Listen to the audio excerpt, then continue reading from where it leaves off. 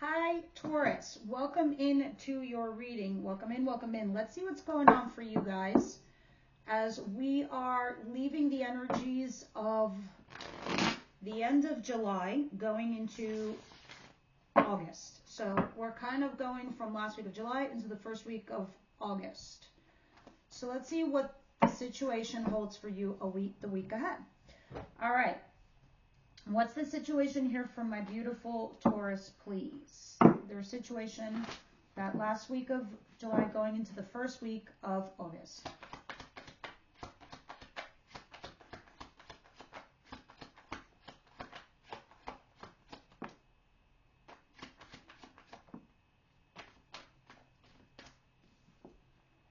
Seven of Cups and the Fool card. Wow, Ace of Cups at the bottom of the deck.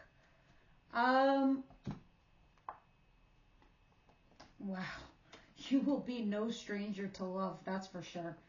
But right now, in your situation, you are thinking about your options. And you are taking a leap of faith and a risk. And you are putting yourself out there. All right? Because you're sitting here with the Seven of Cups looking at all your options. And you're saying, you know what? Fuck it. I'm going to put myself out there. I'm going to take a risk. Sometimes for me, the Fool is in regards to being alone. Saying, you know what? I'm going to leave all this garbage behind me. All right? I'm not looking back anymore. I'm going to put myself out there and look for new stuff. And one, it takes a lot of balls to do that. Two, it's a whole entire mentality.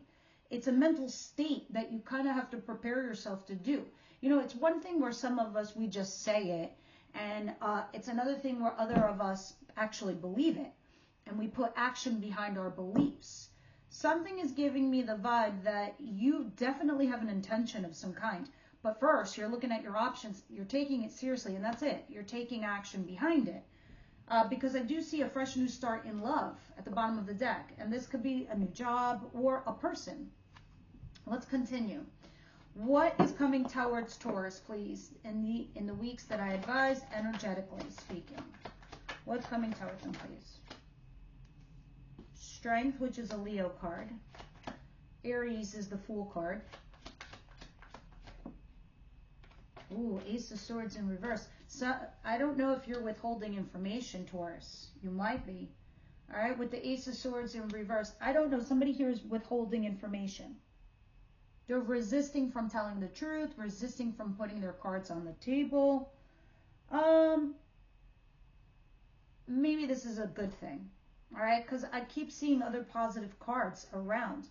I see the Four of Wands at the bottom of the deck, which is an upgrade in a relationship, an engagement, a moving in, a something. Let's continue and see, because we're going to clarify all of these things anyway. But somebody here is not spilling the beans. They're keeping the tea to themselves. All right. I guess you're having that cuppa by yourself, huh? What is it that they don't see coming their way?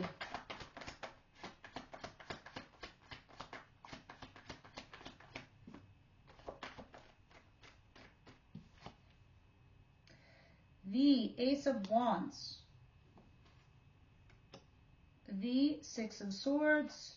And the Sun. Jesus Christ. Your cards are good. The bottom of the deck, I see Eight of Cups. You're walking away from something. So far, it's making me feel like you're walking away from after looking at all your options. This person is in that cup. This person is in that cup. The past is in another cup. The future is in another cup. Family here, job there. You're looking at all. And you're like, I'm going to leave what I feel and what I thought was breadcrumbs or shit or garbage. I'm leaving it behind. I'm going towards a passionate new beginning. And you're pretty damn happy about it too. Because make no mistake, the Sun is here with the Ace of Wands. Ace of Wands is a passionate new beginning. But let's talk a little bit about the Ace of Wands. It's a passionate new project for work. It's something creative. It's also a wand, where in the world of tarot, it's also phallic shaped, in other words, to say it's sexual. So it is a passionate new beginning here with somebody, physically, but that's all it is right now. Maybe you don't care. Maybe that makes you happy. Maybe you're fine to leave it where it is because you're also thinking, I'm mentally disengaging from shitty shit and I'm going into something that's much smoother and easier for me. I don't need headaches from my past. I need calmness. So I see you being happy. All right, let's see. What is the advice here for Taurus? You eventually want this to turn into a cup or a pentacle.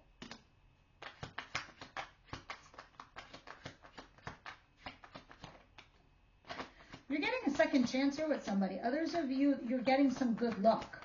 Like a fated chance, a fated opportunity, maybe even serendipity that you're going to meet somebody or something's going to happen to you because the universe definitely has your back.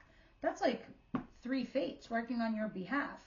It's like the universe is saying, like, we got to move this wheel forward because this dude or dudette is going to stagnate. So when you get a wheel, a fortune card in your advice position, go with the flow. There are some changes coming your way, and it's advising you to just follow through with them because they're positive. We'll see when we clarify why that's there. What is the outcome for the week, please, for Taurus?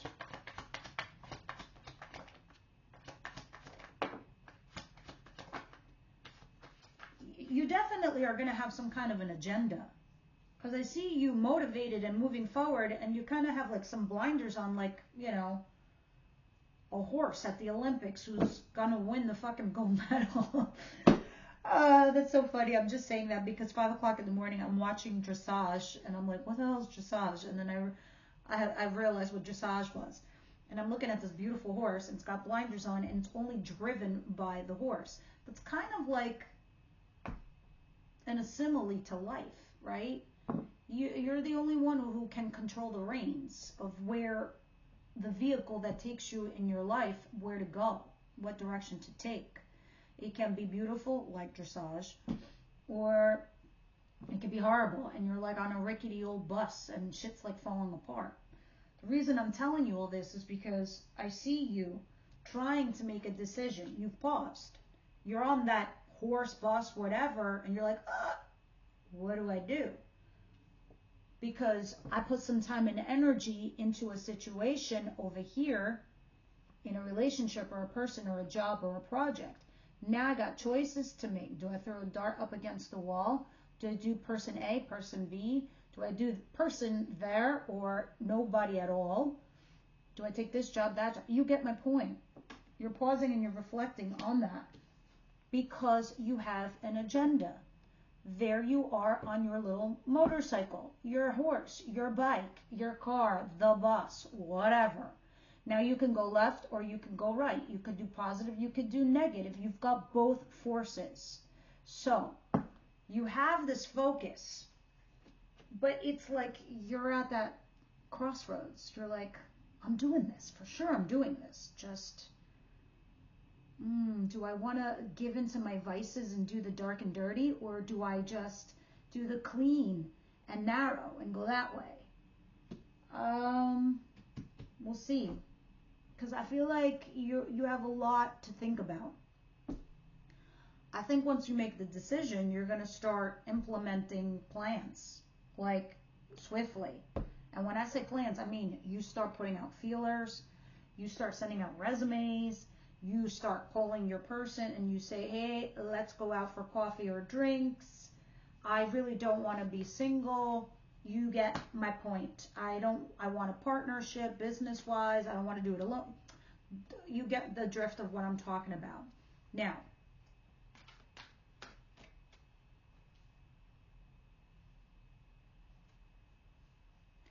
Eight of Cups and the Fool, please clarify.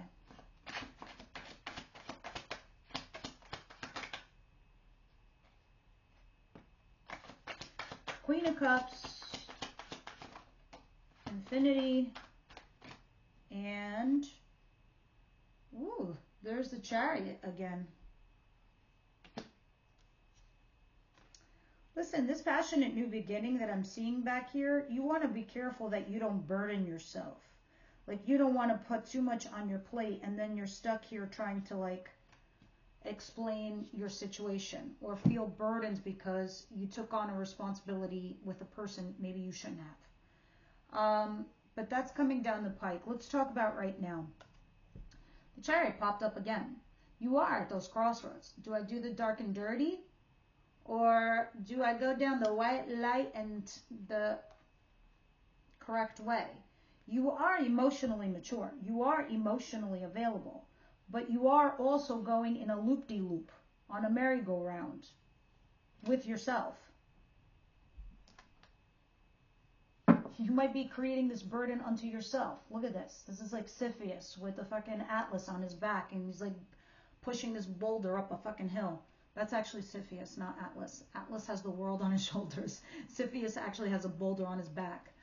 One day I'll explain the story between the two, because I am a ancient Greek mythology weirdo buff. I like it. I like some symbology, and during pagan times there was a lot of symbology. All right. Oh my God, this camera. Sorry, I'm just trying to make it focus. It's fine. You don't need to focus on my face. You need to focus on the cards. What is strength and the Ace of Swords in reverse? Hope. It's about having a conversation about being with somebody in a relationship or being in a happy environment. Damn tootin', look at this.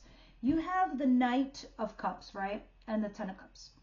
This Knight comes in and says, we have some things we need to discuss and have a conversation. But you know, it's pretty mutual, because the Five of Cups are yours and the other 5 are theirs. So you're like 2 peas in a pod. You're birds of a feather that flock together. But somebody here be resisting not putting all their cards on the table and telling the truth. Ironically, the bottom of the deck is also the Ace of Swords upright.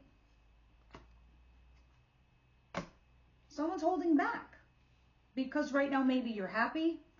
Maybe because you are the Ten of Cups. Maybe because this needs to happen first, or you need to see something first.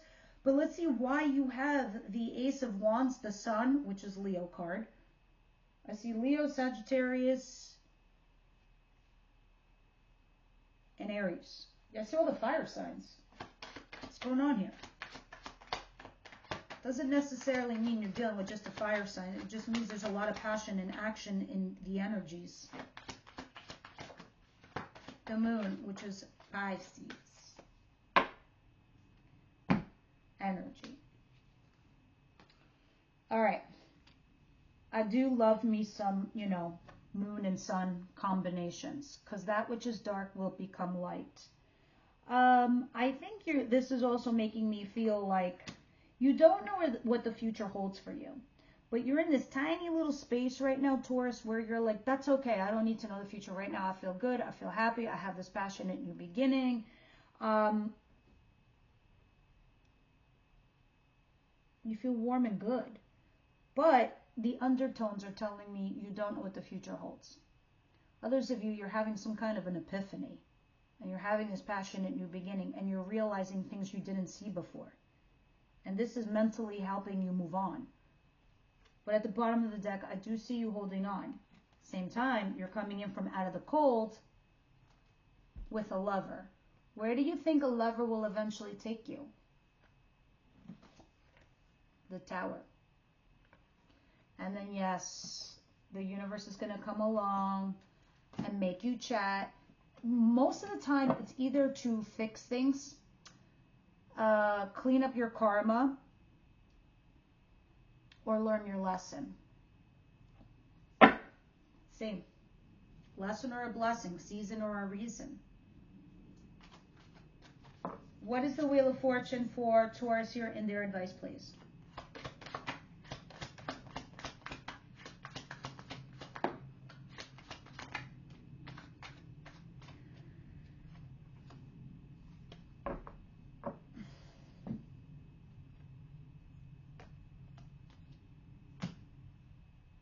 Well, the Wheel of Fortune is moving the dial of your life in regards to your own personal wish fulfillment, 9 of Cups. I have Temperance here and the 10 of Pentacles. Patience, my friends. It's talking about tempering yourself, being patient, or finding your inner peace and your balance in regards to something with marriage or commitment. This can also be about a job with a lot of money.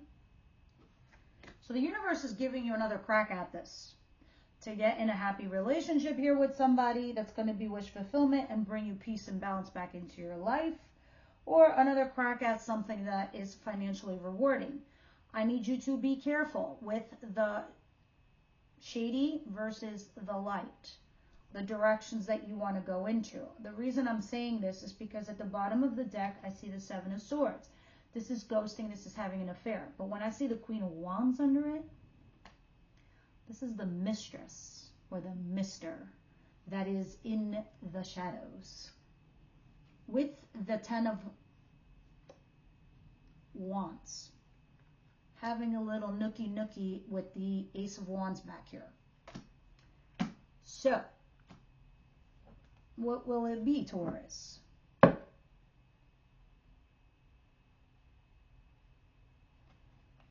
Be a little patient for this rewarding situation to come in. The universe is doing some funny things to you right now, but trust in it and let the changes happen. If some cookie crumbled, let it crumble. The dust is settling right now for you. So you're going to have some kind of lucky break soon come your way. Just flow. It might be a blessing in disguise. You might not notice it at first, but just flow with it. Because it's something that will be different. It will be something that requires change. What is the Seven of Pentacles, the Two of Swords, and Chariot? Clarify, please.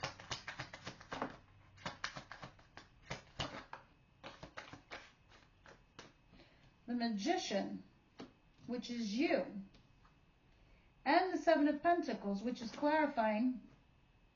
Ta-da, the Seven of Pentacles. I always make this statement when I use two different decks, 78 cards in each deck. Actually, this one has 79. To have the same exact card to fall in the same exact position, it's pretty fucking rare. So when it happens, I feel like the universe is just doubling down my message. You are. You're pausing and you're reflecting on something that you invested a long period of time in. It's not easy or comfortable for you to change so easy. I get that. But you're sitting here thinking to yourself, can I take a pentacle and go plant it somewhere else? Will it give me the same production? Will it still sponsor me in a way where I feel like I could produce something here or make something? Will I grow a harvest? It's like taking a rosebud and planting it into another garden. You get my meaning? You're trying to manifest something. And you're more than capable of doing it, okay? Because the Magician talks about having the capability and availability of every element out there.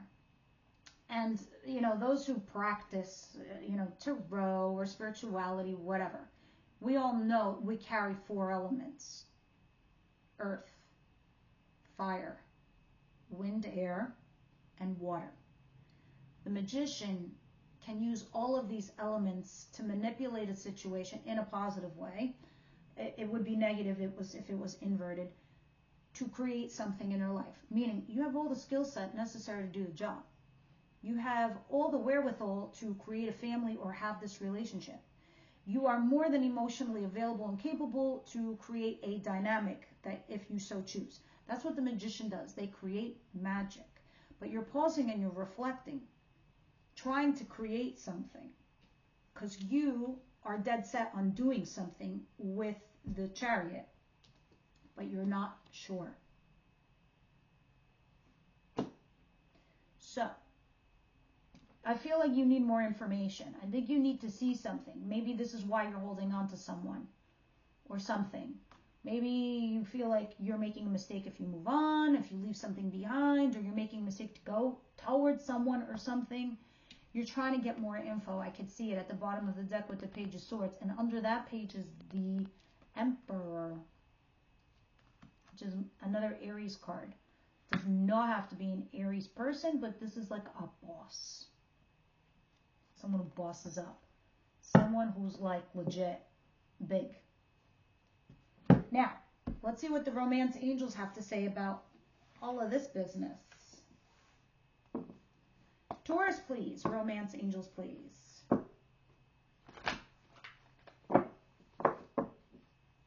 Taurus, please.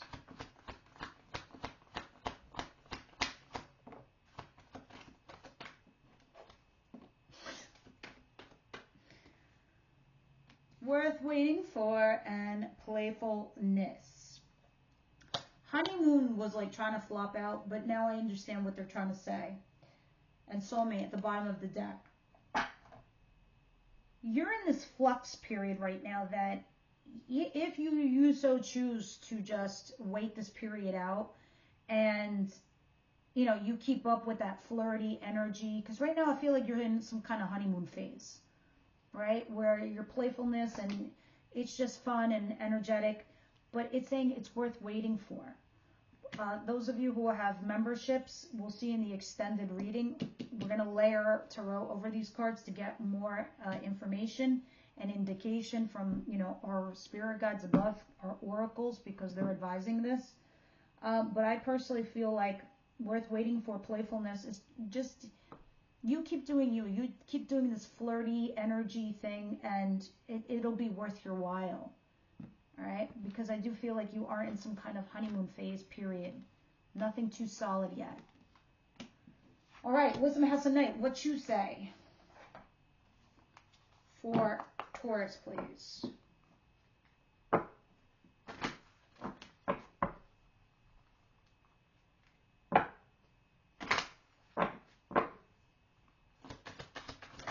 Ooh.